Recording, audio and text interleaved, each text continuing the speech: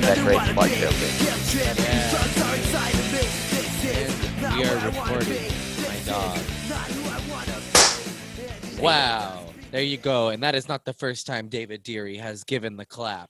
Definitely to me, but not to many other people. I'm sorry. I've been noticing this about myself, David. I've been real aggressive. And I don't even mean it. Like, I'm not even an aggressive dude, really. I don't know what it is. I don't know. I guess comedy sort of, It's that Hinchcliffe influence. well, it's that. It's like I grew up loving like the roasts. You know, I was never good at it as a kid, and then I feel like I've gotten okay at it because I'm in the dojo once a week now with it. But it's this thing like okay, this is a story I'll tell. Monday night after Kill Tony, we're hanging out. There's this guy there who's like, I find out later is like one of Tony's like golf buddies or whatever, but he was wearing a certain ensemble. I don't even know the guy. The first thing I said to him was, "Where did you get that? The Goofy collection?" Because he had like it looked like if Nike dressed Goofy, like the beanie was the same color. It was, and then I went, "Oh yuck!" And the outdoor table, everybody was responsible, like laughed at this guy, and I was like.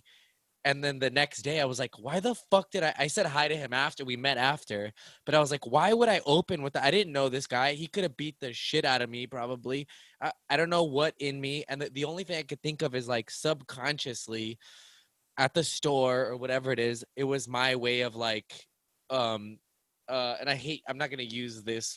I don't mean it in this way, but like, I don't even know what I'm saying anymore. Trying to fit in. That, but also like asserting dominance in a sort of way, like Okay. I'm here, I belong here, these are my friends, sort of thing.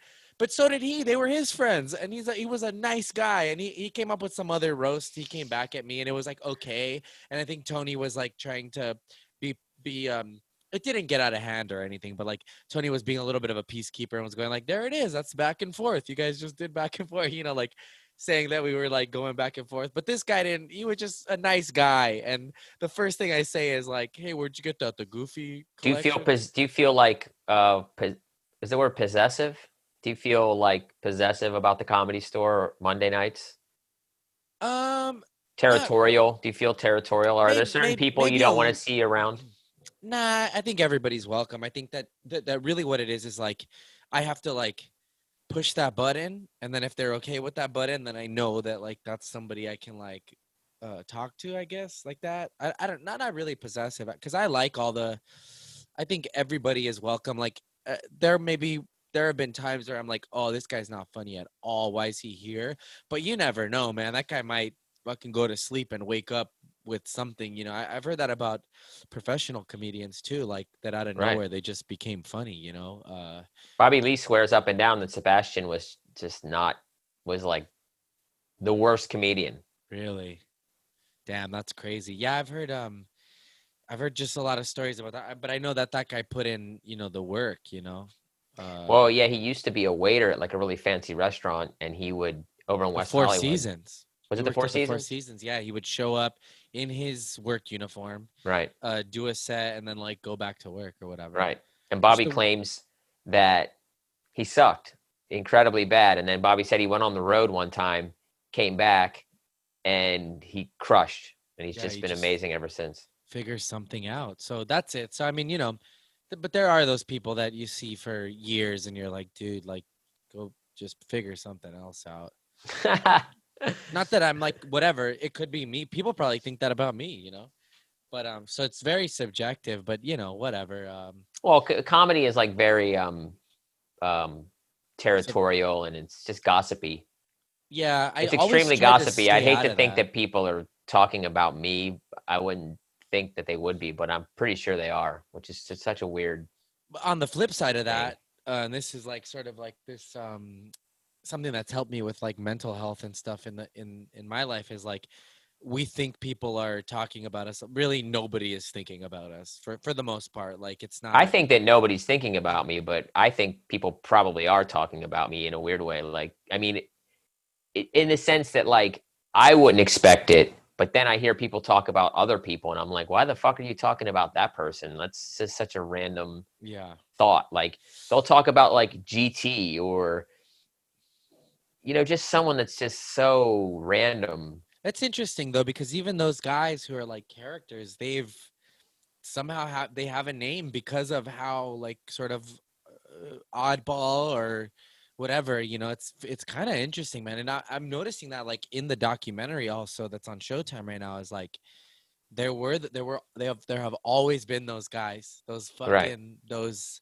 outliers, and like who's to say that they don't fucking, who knows? An apple fucking falls out of a tree, hits them in the head, and then they're fucking. What was that guy that came back to the Comedy Store after a long time? He was an open micer, and he's older, and is it something Diggler?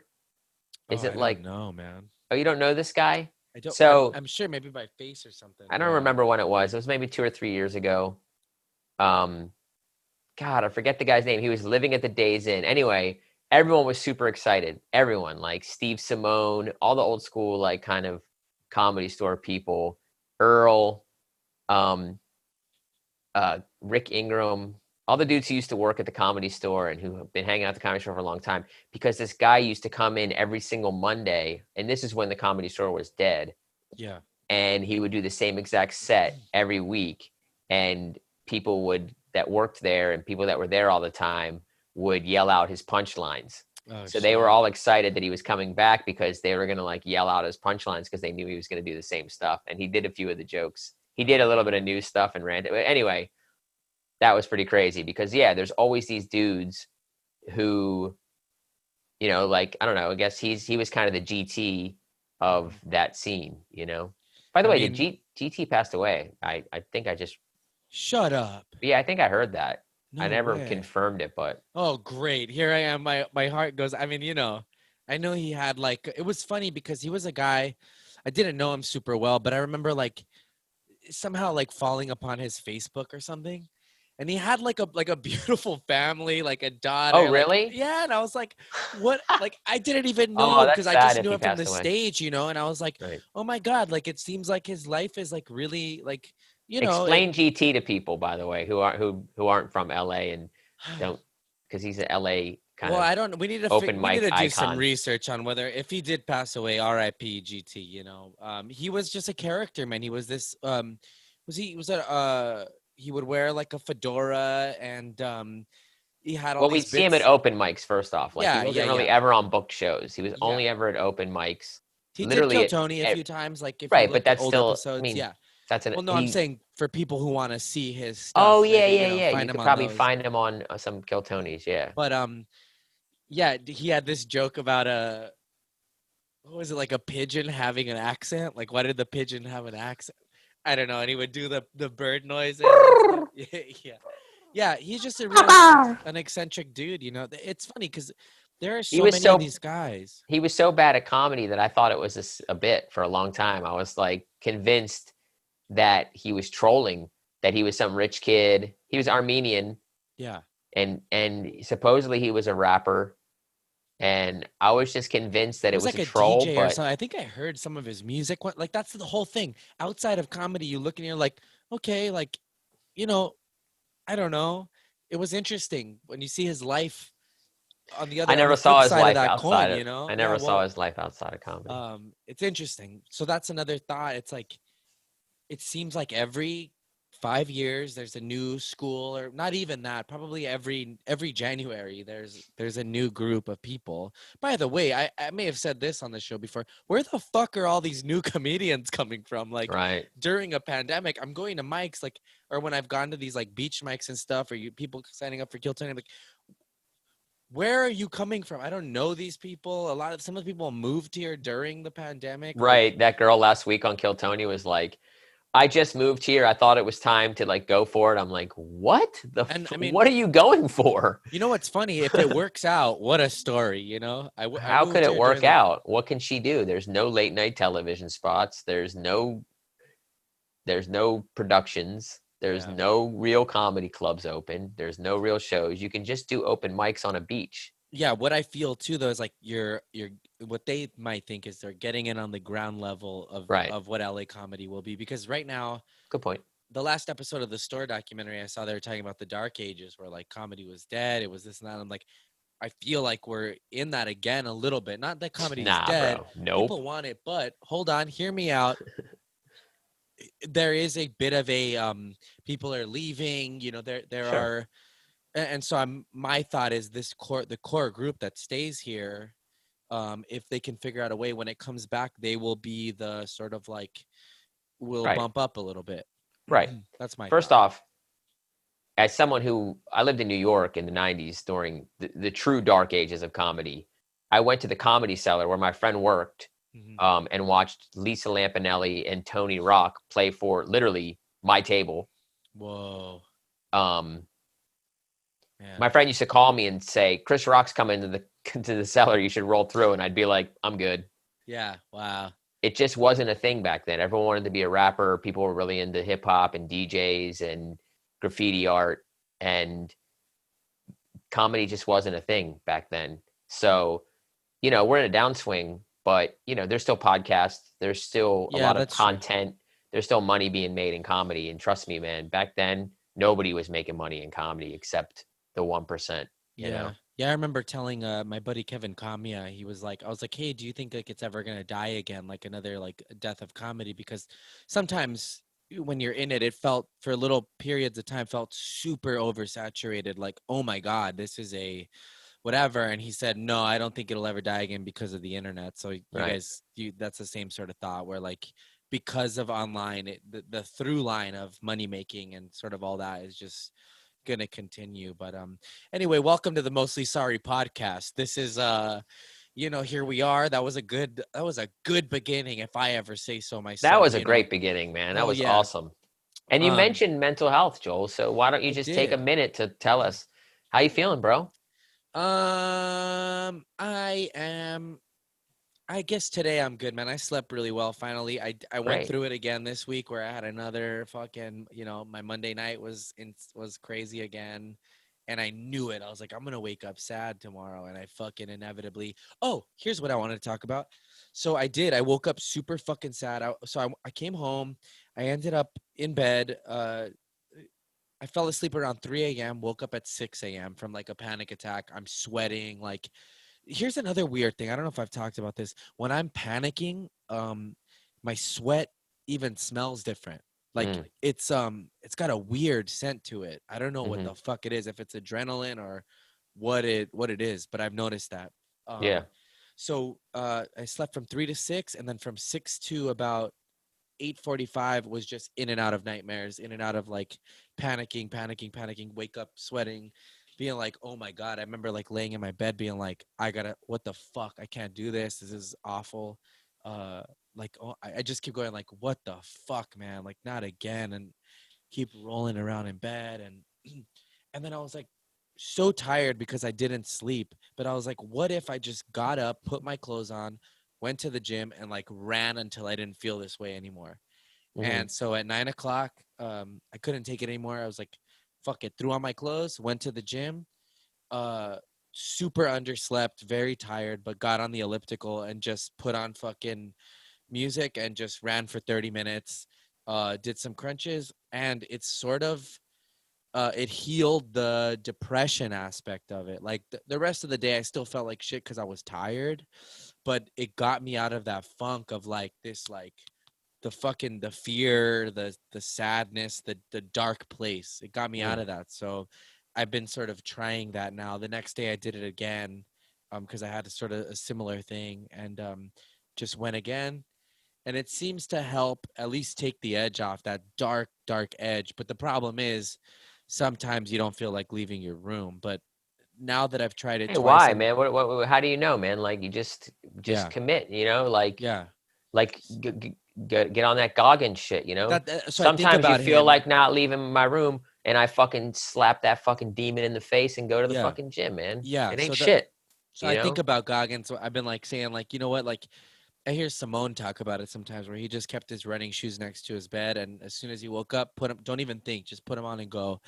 Um, and so, but now that I've done it twice and it's worked, Maybe I've done it 3 times now. Um, Now I have that in my head where I can go, even though you don't want to go, it works. Mm-hmm. What's the other option? Is like sitting here in sadness, like, ugh. So that was nice. So I went, and it doesn't cure it all, but Right. it takes you out of that pit. That's great. And the pit is a bad It's a place good to be. tool So to kind of keep you balanced a little bit. You know what I mean? yeah, yeah. So Nothing's gonna like cure it. I mean, I no, guess like years of mental. I guess actually, I'll take that back. I take that back. I think there's definitely cures for mental health.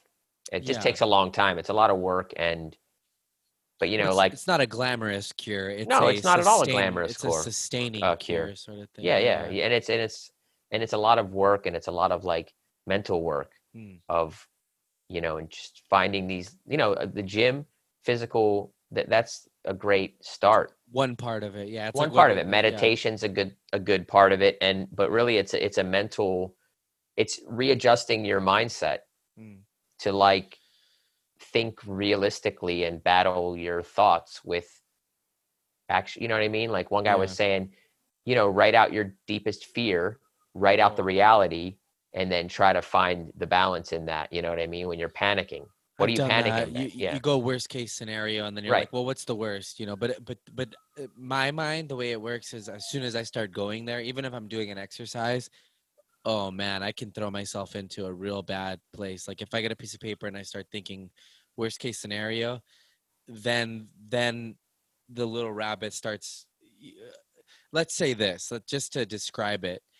I write the worst case scenario, and if I could make a cartoon of it, that worst case scenario rises off the paper, becomes one of those hamster wheels, and now the hamster's running on that, and you gotta fucking like, I don't know, it's tough. I think that, and I'm not ready for it yet, but I think at some point I'm gonna have to do some sort of like, I gotta crack that egg open, whether it's therapy and but I'm afraid to open up that egg because I'm just scared. It's really scary Hmm. for me because it feels like I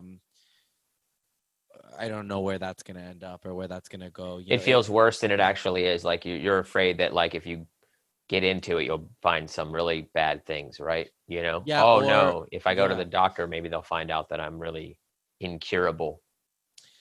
um, not so. I believe it works. That's one thing I do trust in the system. The thing is, it's like for just to describe it, it's like you can look at the Navy SEAL program and be like, when I know that if you do that, you come out a bad motherfucker. But it's like I ain't ready to be held underwater till I black out. Like I'm Right. not ready. I'm not ready to crack open that emotional egg of like.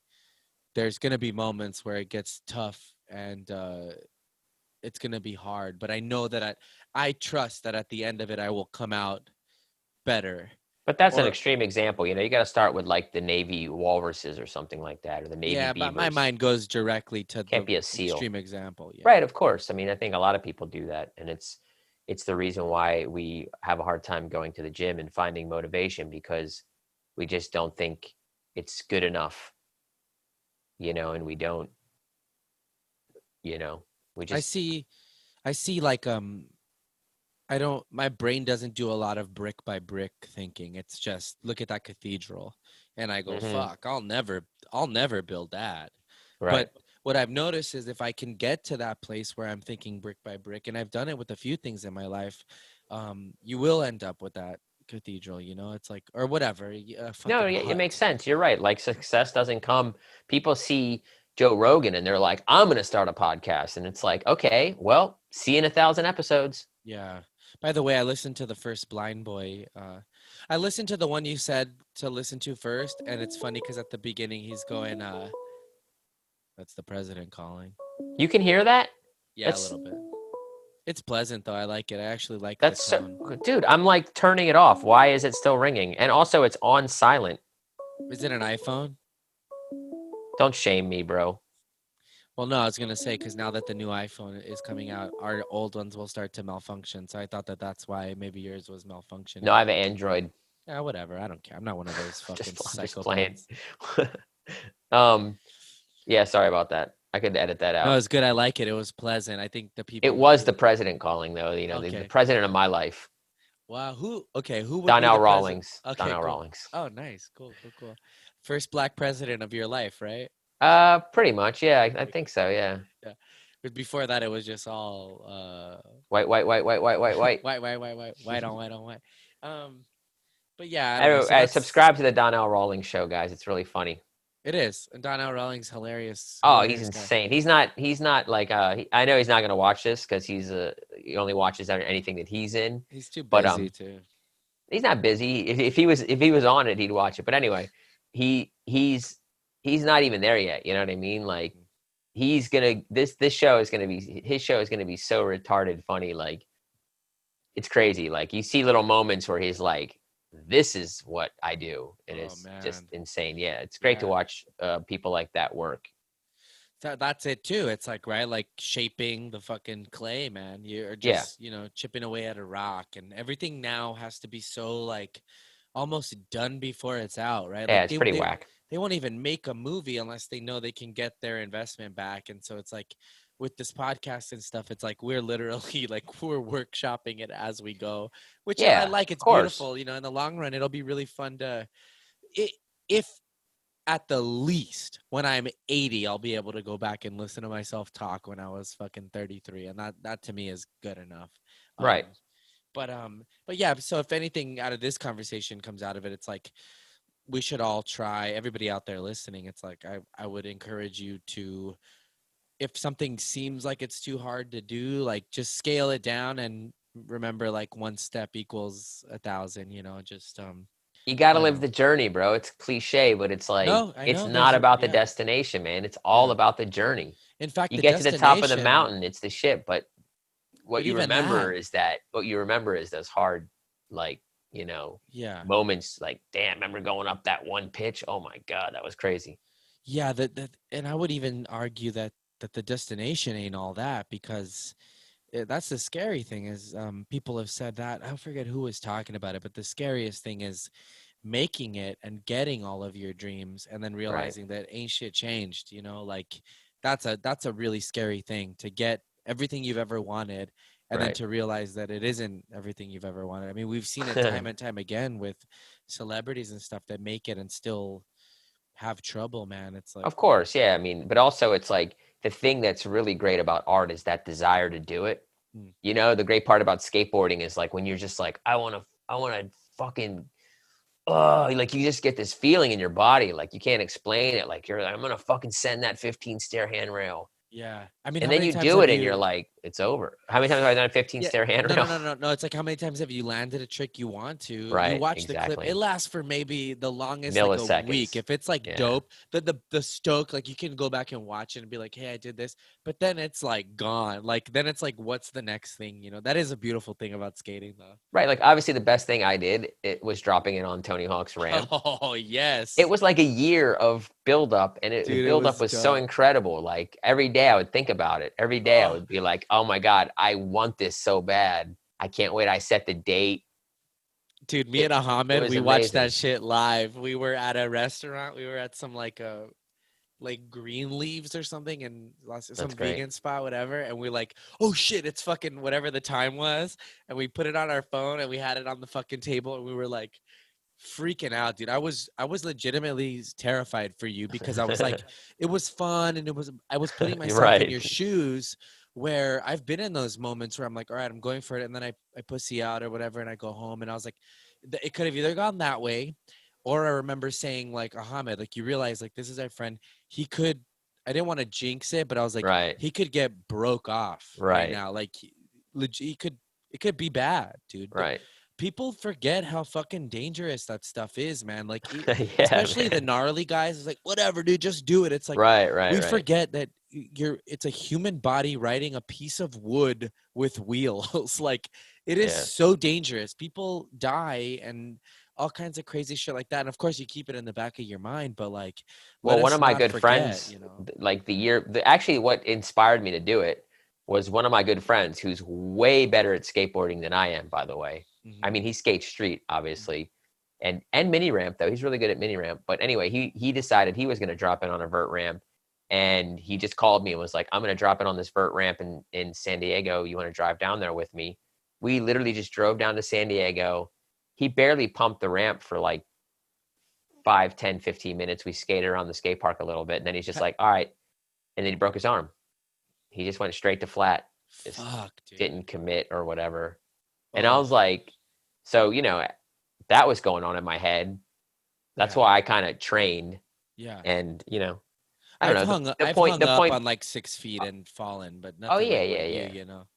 No, you get mashed. But when you do bigger things, just like comedy or anything, when you scale up, the thing you really learn when you start to do it a lot is like, because I've done big rooms in comedy, and the thing you learn is like, it's really the same. It's really the same thing. You can't get caught up in like numbers. It's like, it's almost easier to do bigger stuff because What changes there's more is room. like what's going on inside of you, right? I mean, Yeah, but once you master that, or once you do it enough to where it becomes normal, so say like 1500, 500, 600, 800, that's really normal for me. Yeah. So going down to 150 is like, it's like nothing. It's easy. Yeah. That's like an open mic style. And so and then when you're in that place, you realize it's really the same, Yeah. It's easier to do bigger stuff in comedy. Just like if you do movies and television, the bigger the budget, the better the production. It's gonna be easier because it's set up to succeed. Yeah, less suffering, less like having to be out in the cold. You got somebody fucking standing in the light for you, and then you come out when they need you. Yeah, I'm trying to think. I think the biggest I ever did was it was either like 7. I think it might have been 700, maybe 5 though. I can't remember. It was in Massachusetts. We did it twice. You didn't do any of the bigger theaters when Kill Tony was performing? You guys didn't do stand-up? Stand-up. No, sometimes we do, sometimes we don't. Some of those are just straight Kill Tony tours where like we do the show and we're out. Like the really big ones? Yeah. The biggest one I ever did, I think, is Swansea, but I'm not positive. But I think that might have been anywhere from like 5 to 7, and that was a trip. You've done the main room, right, in the Comedy Store? Like, yeah. That's sold out. That's 400. That's at least 400, sometimes more. I did that for Reagan and Watkins, the record release party. That was really fun too, because that was like people that knew us and like fans, of the show. So when I came out, they already like they knew what I was about, because that must be tough too, like going out to a huge crowd where they don't know who the fuck you are, and you have to sort of like begin your set by spelling it out for them. But yeah, it's I mean, usually when you do a big crowd, it's like you're working with people that that the crowd knows, and for sure you're in the same mold as that. You know what I mean? The person brings you along, so it's not like that far off. Yeah. The worst I ever did was like a 1700 in Germany for it was for a charity event. So it was like old people and politicians and rich people, and it was horrible. We talked about that, right? Like I did bombing okay and shit. I think it was on one of the Patreon episodes. Yeah, I think we did talk about bombing a bunch. Talking about my corporate gig, it was awful. It's weird. But yeah, anyway, so if you want to go. But anyway, back to your mental stuff. I mean, that sounds like I'm glad you're having a good day. But the reason why this episode's late is because we were having a little bit of issues with the audio quality. So people didn't even know in the last Mental Health Minute, you were talking about how you were trying to monitor your highs and lows, because you'll go out on Monday nights, you'll get super high, and then you'll wake up Tuesday super low.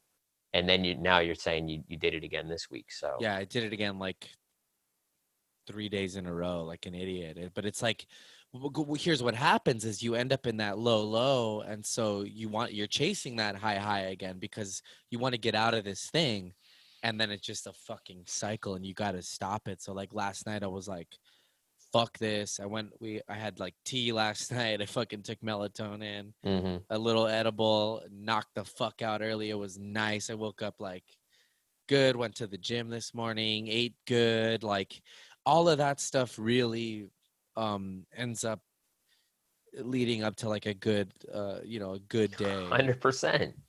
100%. Who'd have thought you can't burn the candle at every fucking end, man? I mean, you can, but it will take a toll on you, especially if you do have anxiety. I mean, Yeah, even I people know. that don't have anxiety, they still burn out. Yeah, They yeah, still burn out. I mean, I'm trying to compare it to myself. I don't chase the dragon like that. I don't have high highs like that. I don't go to the comedy store and like have this like, you know, I don't know, it's just another yeah, night at the comedy store. I almost don't even really care that much yeah.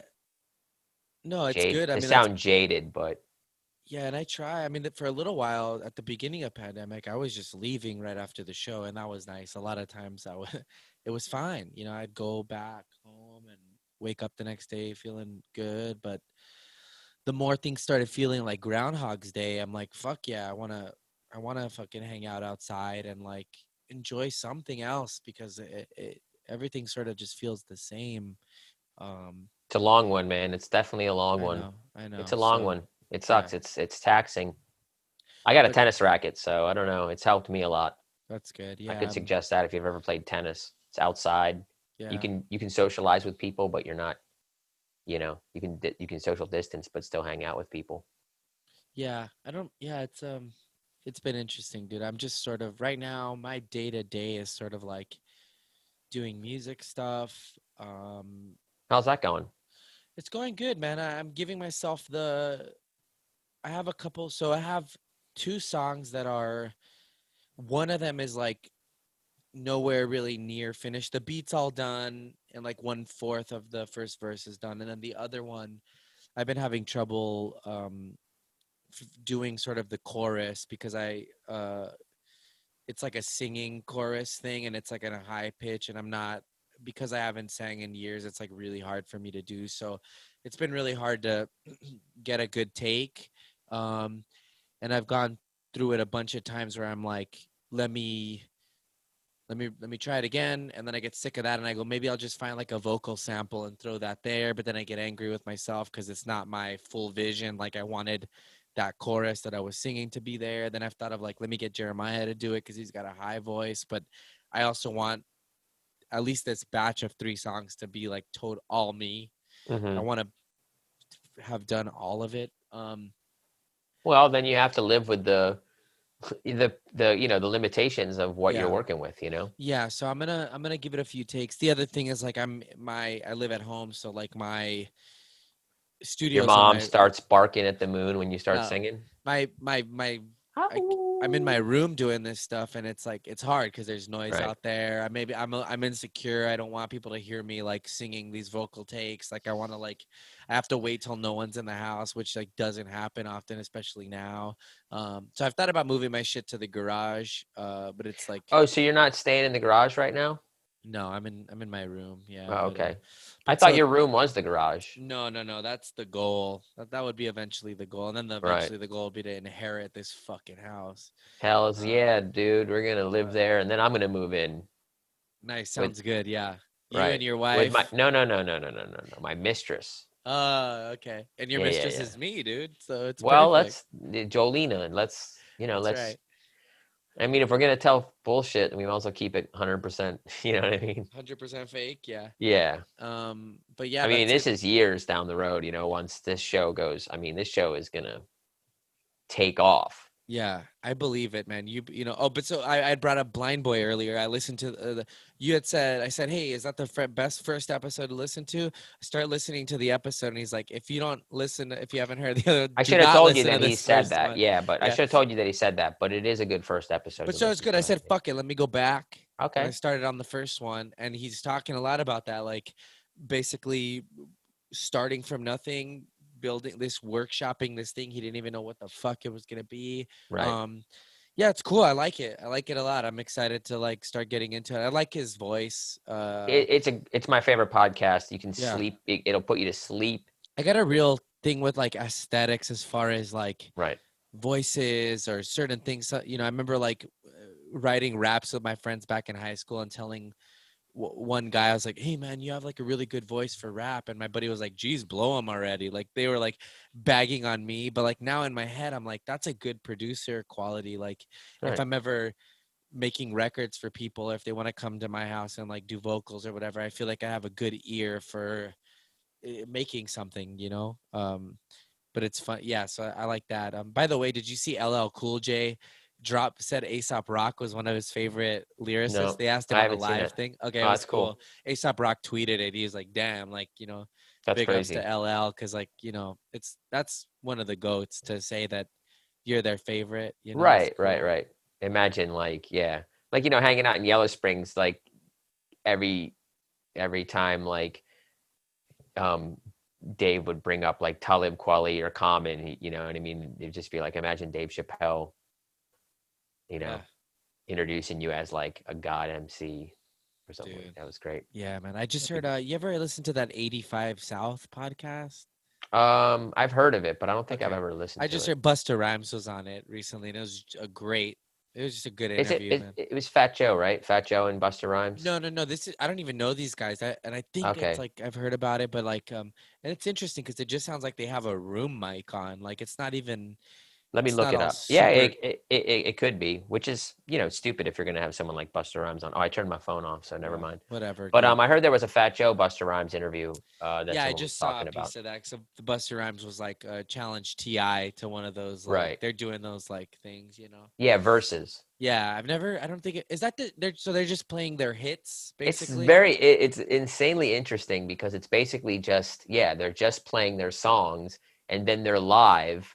It's almost like a live stream playing their songs, and then they, like, I don't know, talk to each other, and once in a while they'll, like, not once in a while, but like generally they'll like tell stories about certain things here and there, Oh, and the energy is that's really good. So cool. it's almost like a podcast where they're like going over their stuff, and it's they sing along sometimes or rap along. I guess Snoop Dogg was rapping along with his. I haven't watched. Was I it watched, Snoop Dogg and DMX? yeah, Snoop Dogg and DMX. I watched I'd Doc. say Snoop Dogg all day.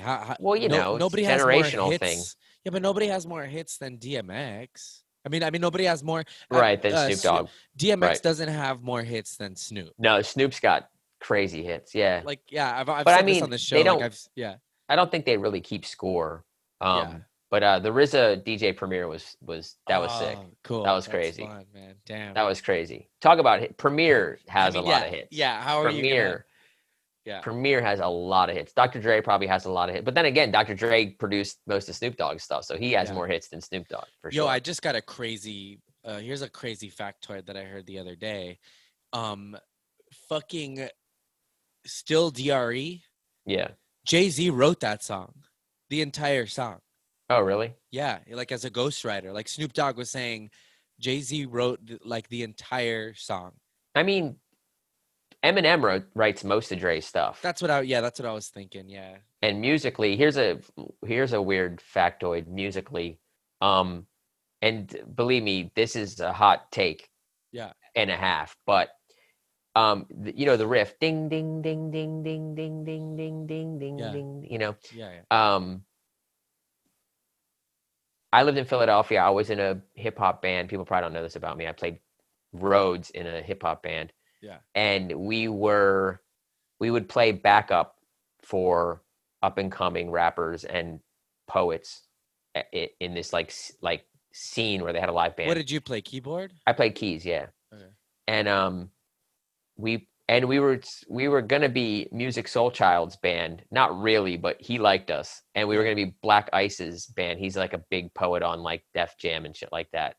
We were Black Ice's band for a couple times, and he really liked us. But one of the guys in the band, he wanted to be a rapper, and he didn't want to play for other people. Anyway, we played for this girl Goldilocks. She's a Philadelphia rapper. She's from North Philly. She's only had one hit. I tried to not one hit, one record. It wasn't a hit at all. She only had one record, and it was called, oh man, I can't, it might be on YouTube. I can't remember if I ever found it or not. Anyway, this sample is the exact piano part from Still Dre, right? At the time, there was a show called Black Lily in Philadelphia, and also they would play at the Wetlands with the Roots. And the Roots would be the backing band for underground rappers and singers and bigger people like Jill Scott, and you know Erykah Badu would be there a bunch. Anyway, Goldilocks was there, and Scott Storch was playing that song for her. A year later, I hear Still Dre, And I'm like, dude, that's crazy. That sounds exactly like that Goldilocks beat. It's the same fucking piano sample. Mm-hmm. It's the same, just a different sound. It's Mm. played with like the Triton keyboard. I Gotcha. look at the credits. Scott Storch is the piano player. Oh, Scott damn. Storch wrote that song. Scott Crazy. Storch took the beat from Goldilocks. Hot Wow. take. Hot take. You You heard it heard it here here. first, ladies and You heard it gentlemen. here. Yeah. Tag him. I mean, Tag him. Maybe that's he'll give me oh my. death threats. Maybe I'll get death threats for exposing. But that's Scott just how music Storch. works. People steal Yeah. from. People Honestly, steal from I smaller. love it. I'm like, not love that. Like, there's a way to do it where you're still paying homage and sort of you flip it into your own thing. Like, and there are just people who just completely just grab stuff. But I yeah, believe it's called. We talked about that. It's called pastiche. yeah, pastiche. Yeah, So that's like what Quentin does. of Is like course, and is that's like a what sampling pastiche. is. Yeah. But Yeah. then they're stealing. I mean, it's a fine line. It's not really a fine line. It's very understandable. But for people who aren't artistically inclined, it's you know. I think about it all the time with like on my small level, like if I were to sample, I try not to ever, I mostly do like royalty free shit just because I never want to end up having to like take something down or blah, blah, blah. But I wonder if on my level, if I were to just fucking completely Paul's boutique it and make some shit that was, took a bunch of stuff, put it on SoundCloud or Bandcamp, would they come after me? And No, how do they find it? They can't find that. the only way they come after you is like with an algorithm. Like YouTube won't let you put stuff up with. I mean, probably with samples you can because it's so disguised. Yeah. But like you can't put songs up on your YouTube. It'll tell you straight up like we've detected. I don't know. The rules are so blurred though Yeah, I because know. you can also, if you're not monetized, you can do it, and Yeah, you I can know that put you a can, if you're you not can selling it, you yeah, can if you're do not it. selling it, you can do whatever the fuck you want. Like they could never really stop the Gray album from happening. Say I am selling it. Say I do a beat, I Paul's Boutique a beat, Okay, put it up on Bandcamp. I sample fucking whatever, Michael Jackson. you'd have to sell enough to where it makes it worthwhile for Gotcha. the Michael Jackson publishing owner to hire their lawyer to write you a letter to cease and desist. Yeah, They would never do it. It costs them money to do that. cool. All right, just saying. Back in the day, people used to say it was 10,000 copies. Back in the Fat Beats days, like when people were selling like, independent, records out of the back of their trunk and Yeah. making tapes, people used to say it was 10,000 records. And, people who know about music know like Raucous Records got fucked with that kind of stuff because they thought they were like small and indie and not going to sell that many. They ended up making huge hits with like Pharoah Monch, Get the Fuck Up, Yeah, and the they got sued. Godzilla. They got Yeah. sued out the fucking wazoo. And from what I understand, LP caught it with Def Jux as well because again, small indie label, guy from LP was on Raucous with Company Flow. Made Def Jux, put out Mr. Liff, RJD2, Cannibal Ox, his own records. Hmm. And I never really heard, but I'm pretty sure, those samples weren't cleared. Someone like RJD2 who's making basically DJ Shadow kind of music, Hmm. you know.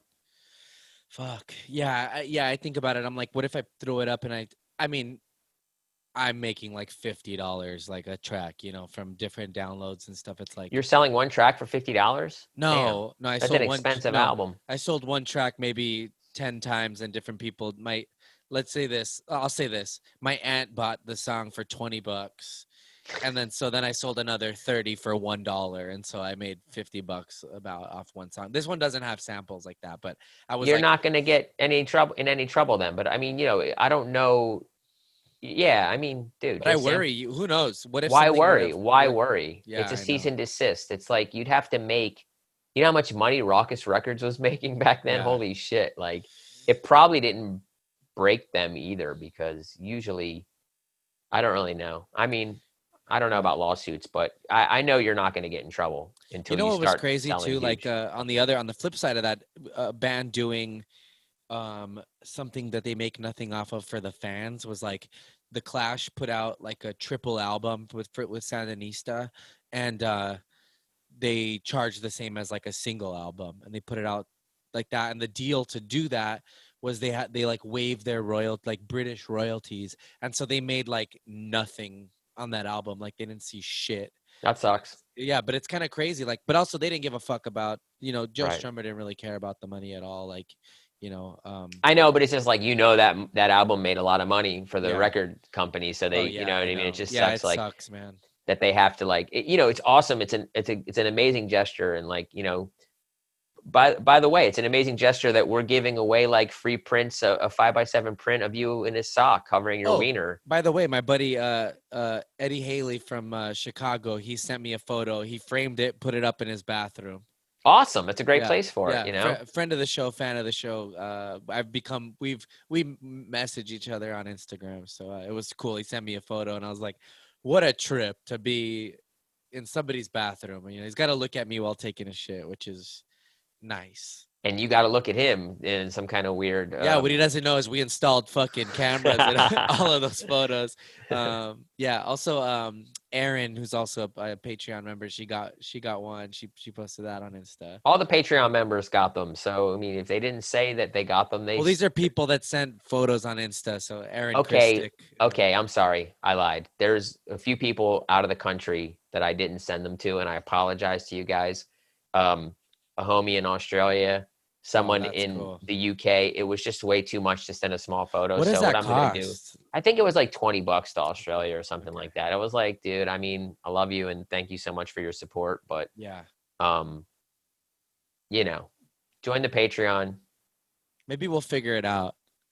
No, we will figure it out. No, we're gonna figure it out, and we're gonna, like, that's part of our goal. Like, I've always said, and you've always said, is to, like, really make our Patreon where people want to be. Yeah, man, I've been thinking about that. Like, places that we got to go abroad that I really love, that I would love to go back to. Australia. Where was your favorite? So cool. Australia was your favorite? No, Australia and Ireland were the shit. I mean, those were the two. But it's weird because it's all colored with me being like, I can't believe I'm fucking here, But because I had a real rough year prior to that stuff, so that to me was just legitimized me, made me feel like I was on the right path. But what'd you guys do in Australia? Talk about that a little bit. People want to know, Yeah. like, what was so great about Australia? Well, when we were in Brisbane, we got to go to the koala sanctuary, and that was really fun, man. Me, Jeremiah, Tony, and when you go to Australia, I guess one of the rules is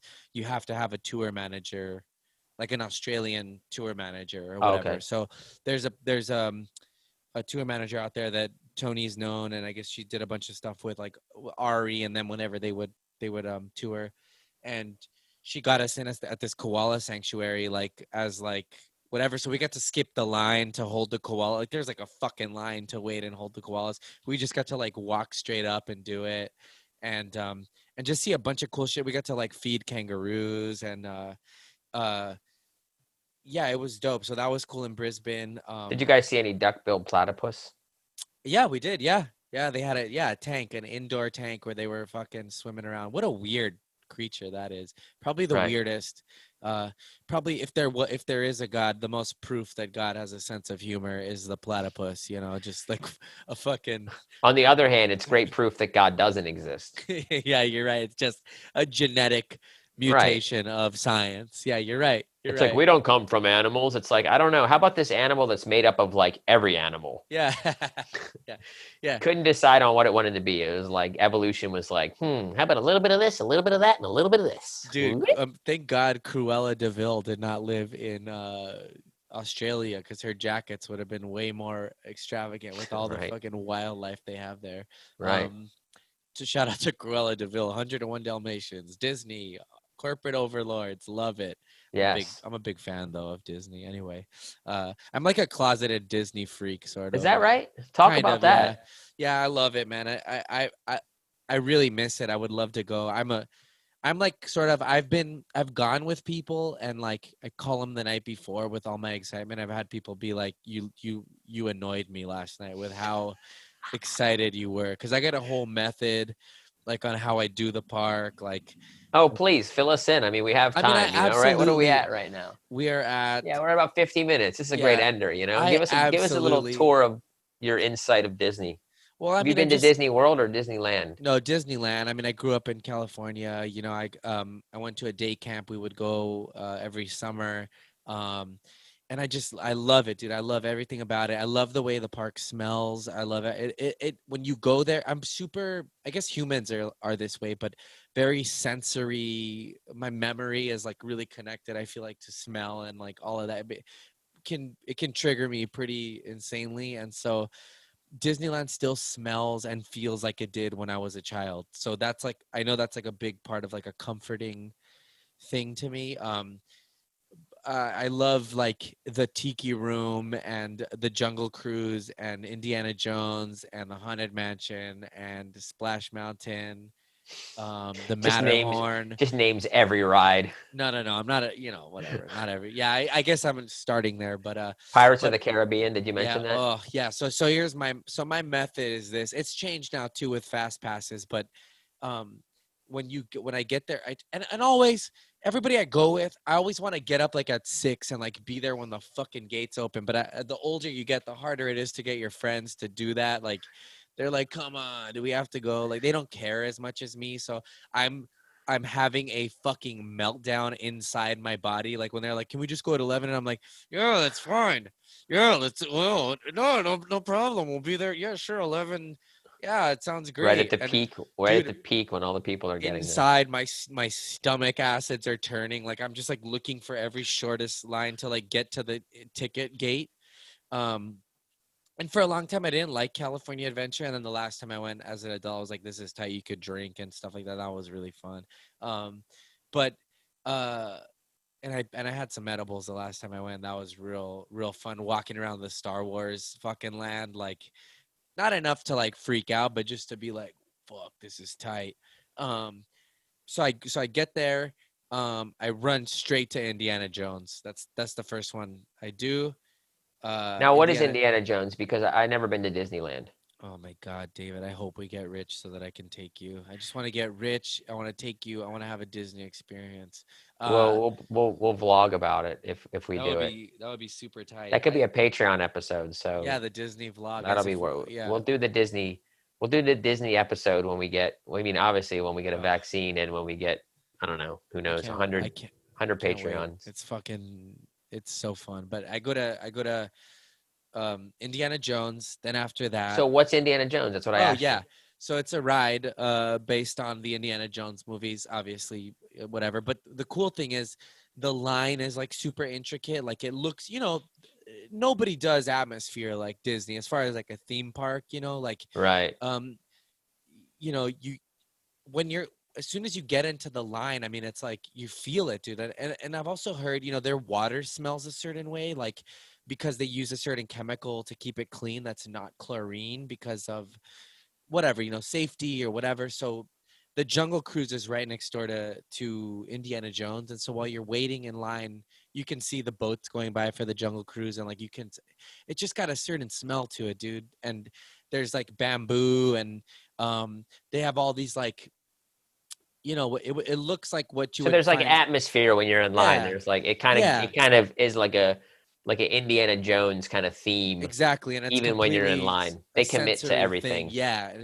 it's fun sometimes when you have to wait in line for a long time. It's then you go inside this like temple, and you're inside this temple, and there's all these like they got like the poles going up to these rocks that say like it looks like they're basically holding it from falling apart, and there's like things that say like don't tug on the rope, and if you tug on the rope, it's like you'll hear somebody going like, "Hey, what's going on up Oh, there?" Like really? yeah, it's like super, it's cool. And Interactive. yeah, interactive. And there's a people will talk a lot about this, but like anytime something at Disney says like don't do it, it means like they want you to like do it because Interesting. it's like a fun thing. But I don't know, it's just fun, man. And you get into this whatever, you do the line, uh you get into this like Hummer sort of thing.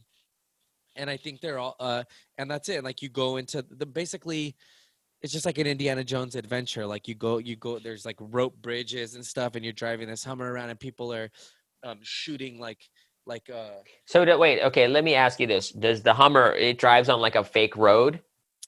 Yeah, Or are so you that's the inside or outside? You're you're inside, you're right? inside. So Yeah, it's like you're a movie set, and you drive around oh, and this, it's and the coolest. There's fire, there's fucking right. there's a Does part where that these giant boulder come at you? yeah, so that's like at the end. So what's cool is there's like a huge snake, like when you're coming like here the snake like comes at you. There's like blow darts, so like you hear it like toof, toof, toof, toof, toof, and you feel they shoot like air cannons at you. Right. And I think there's even like things on the seat that like tickle like your ankles and stuff. Oh, And like tickle your ankles. yeah, dude. Things on your seat that tickle your You gotta pay ankles. extra, dude. Anyway, And it like and the thing moves, right? yeah. So what's cool about it, what I've heard is that they're all so the car is on a certain the wheels are on a track, but then the Hmm. car is on top of those, and every car is programmed to have different sort of shaky motions. So the Right. motion of the Hummer is never really the same. Like there's maybe five different things, and you probably Hey, ride for it. those of you who are riding it 6, 7 times in a day, it's always different. Yeah, maybe not. Maybe you get the same one twice anyway. But it's cool, man. It's like it's pretty dope. It Right. seems like it was really expensive to build, and Well, they charge 100 and something a ticket, so I'm oh, sure it's they're worth it. Anyway, but yeah. so So the then you go on last thing, Indiana Jones, and then yeah, the last thing, there's an animatronic of Indiana Jones, but it looks super fucking real. Um, and then you see he's like hanging on the rope, and he like says some shit to you, and then the boulder fucking comes at him, and like right as the boulder's like coming, you drop, and like you're like oh, oh shit. and then at the end there's another animatronic of him like in front of the boulder, like he's all tired from like saving you from it, and it's like I don't know, just cool. And I heard there was some crazy thing with like they couldn't get Harrison Ford's likeness for whatever, so they right before some poster, but I guess they just called Harrison Ford and he was like, "Yeah, go ahead, like take it." Something. Somebody out there has the facts, email us. We got an email. Someone Most of has the facts. dude, I'm telling you, I know all this stuff, and I know all this history about Right. like the Haunted Mansion and Disneyland, and I've spent hours watching this shit, and I just retain none of it. So I'll you tell do you one Indiana thing. Jones, and then where do you go? I'd go Indiana Jones, and then I go Pirates of the Caribbean, then I go Jungle Cruise. But now it's interesting because now I'll grab fast passes, and they got the app that show you live wait times, and so it's kind of changed it up. Um, so I do all of that. Then from there I go to um, now What s- about the start. Space Mountain? Now I go to this. That's usually I grab a fast pass. I do that around 5 or 6 o'clock in the day. What's Right. cool is just there are times where during like the fireworks show and stuff where there's no lines on certain things. But also the Matterhorn is so fun at night because there's a point where it comes out of the mountain and you can see the entire park. So at night it's cool because all the lights and stuff are really cool. Right.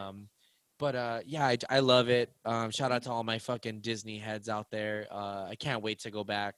Like my mom. My mom's a Disney head. Is she really? That's Disney cool. World. We went to Disney World when I was a kid. I went to Disney World a few years ago with them for their 50th anniversary. I've never been to Disneyland, but I've been to Disney World. Yeah, I got into this with Red Band about he thinks that the Disney World castle is better because it's bigger, and in my head I go, but it's not the first one, so Disneyland's Disneyland better. was the first one? I thought Yeah, Disney World was no, the first one. Disneyland was first, man, and it Disney was World, I don't know much about the different. I mean, Disney World's just bigger, right? Disneyland was almost built There's in Burbank.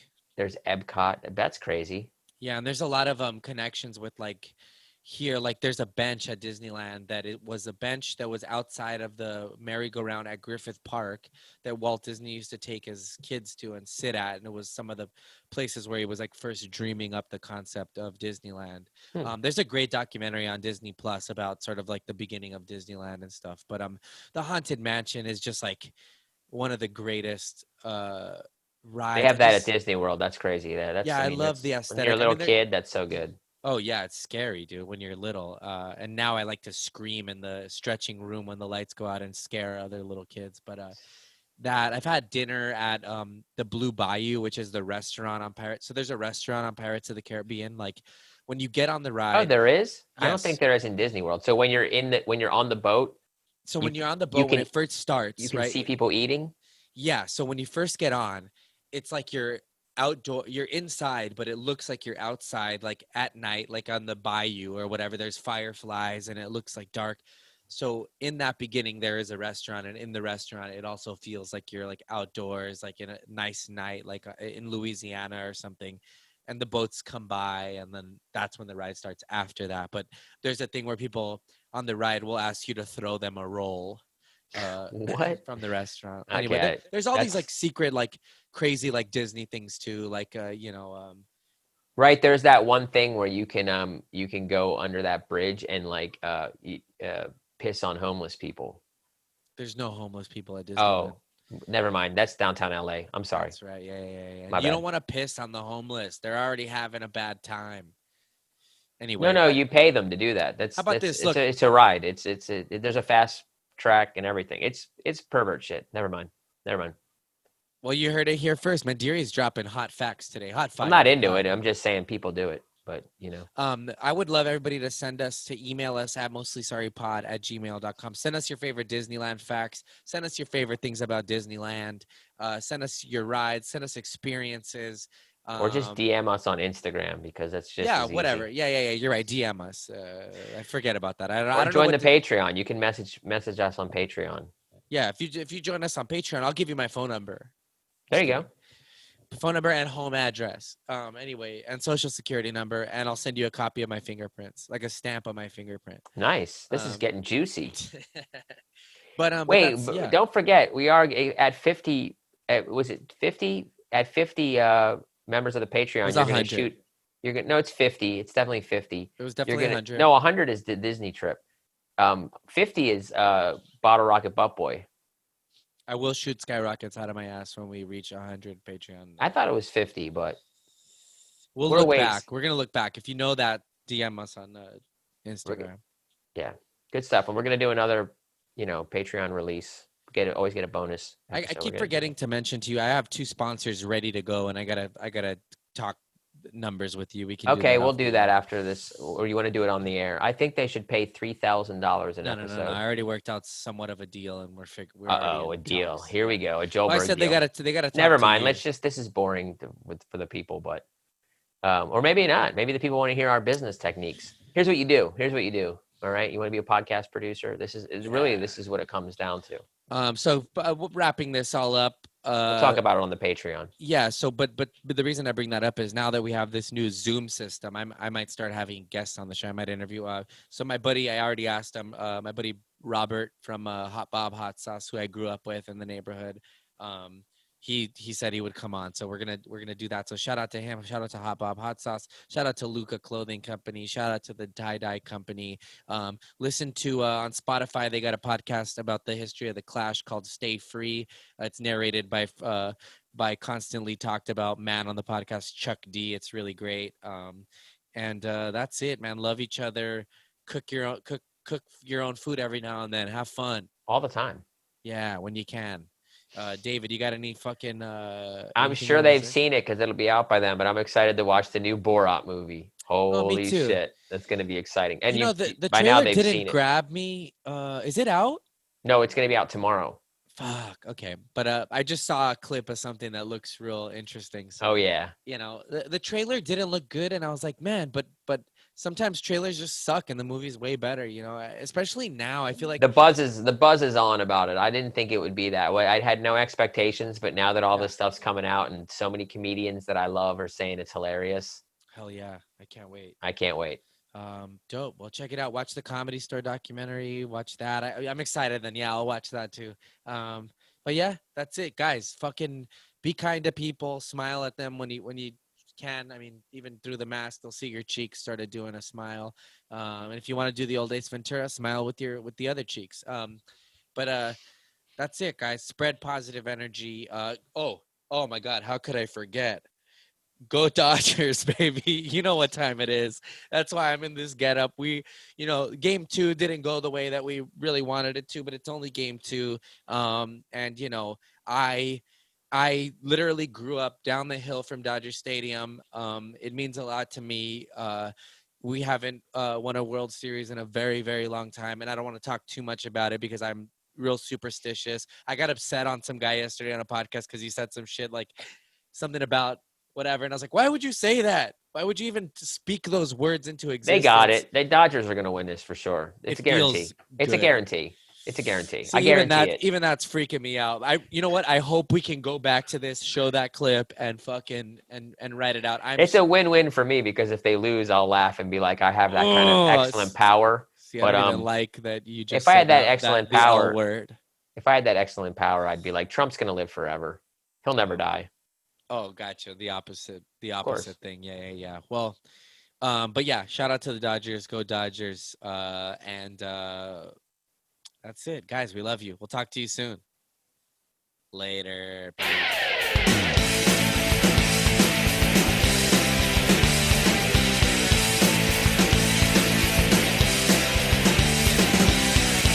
Shots on a gun, underwater bait, guilt trip.